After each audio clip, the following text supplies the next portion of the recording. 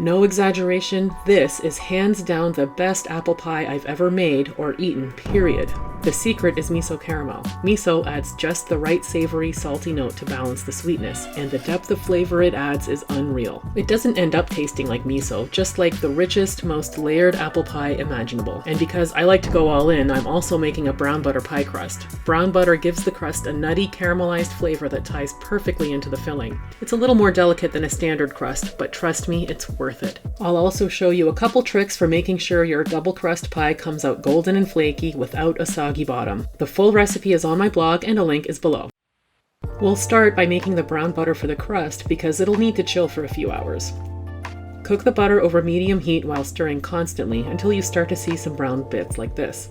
Once it's off the heat, you can really see those golden brown bits at the bottom of the pan. Those are packed with flavor, so scrape out every last one. Weigh the browned butter, then add back enough water to bring it back to the original weight. Butter loses water while browning, and without putting it back, the crust won't puff and flake properly.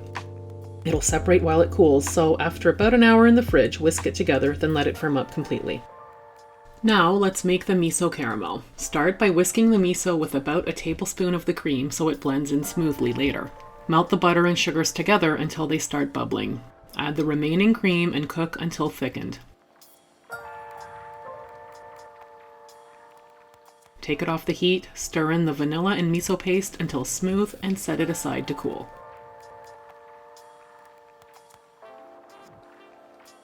To make the filling, peel and chop the apples, then toss with lemon juice, cinnamon, and cornstarch.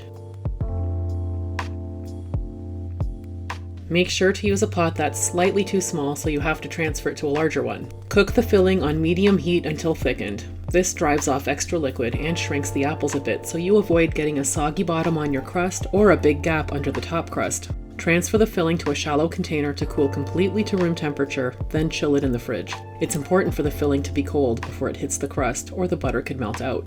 Moving on to the pie crust, start by whisking the salt with the all-purpose flour. Add the now solidified browned butter into the flour and work it in with your fingertips until it looks like breadcrumbs.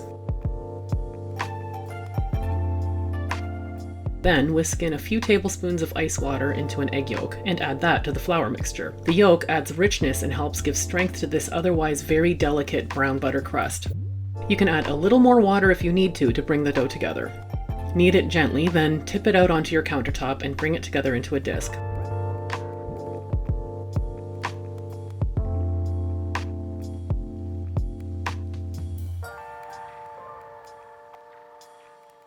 Divide it so you have a slightly bigger piece, about 2/3 for the bottom crust, and the rest for the top crust. Wrap both in plastic wrap and chill for at least 2 hours. Roll out the bottom crust until it's large enough to fit in the pie plate with some overhang. It should be around 1/4 to 3/8 of an inch thick.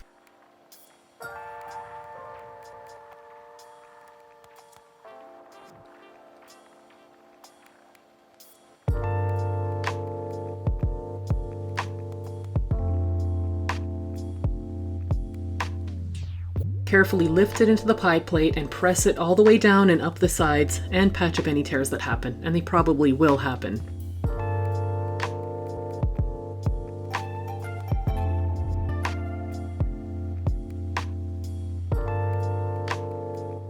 Pop it in the fridge while you roll out the top crust to about 1/4 of an inch thick.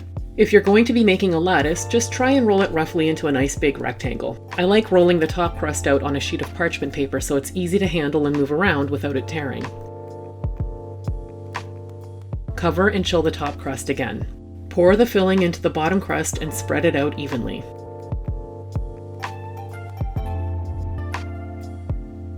If you're making a lattice, cut it into as many strips as you like.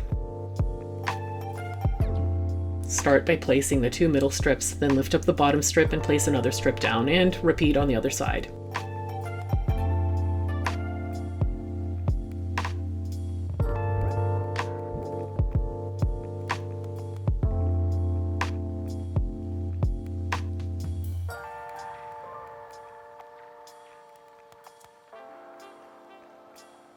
Save the short strips for the edges, and you can always join 2 shorter pieces together if you need to. Just try to hide the join underneath another strip if you can.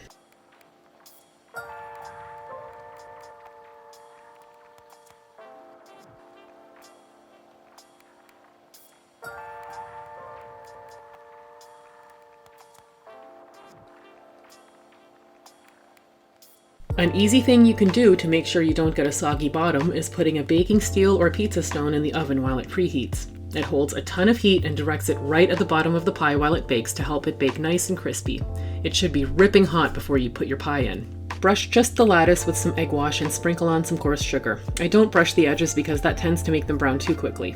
Put your pie plate on a baking sheet to catch any drips and pop it in the oven. Bake at 425 degrees Fahrenheit for 15 to 20 minutes, then drop the temp to 350 degrees until the filling is baked through, about another 30 to 40 minutes. The high heat at the beginning helps the crust bake up nice and flaky, and the lower heat finishes baking the filling all the way through without burning the crust. Once it comes out of the oven, resist the temptation to slice into the pie immediately. It needs a few hours to cool completely before slicing, or the filling will just fall apart. My favorite way to eat this is with a big scoop of vanilla ice cream and a generous drizzle of that miso caramel.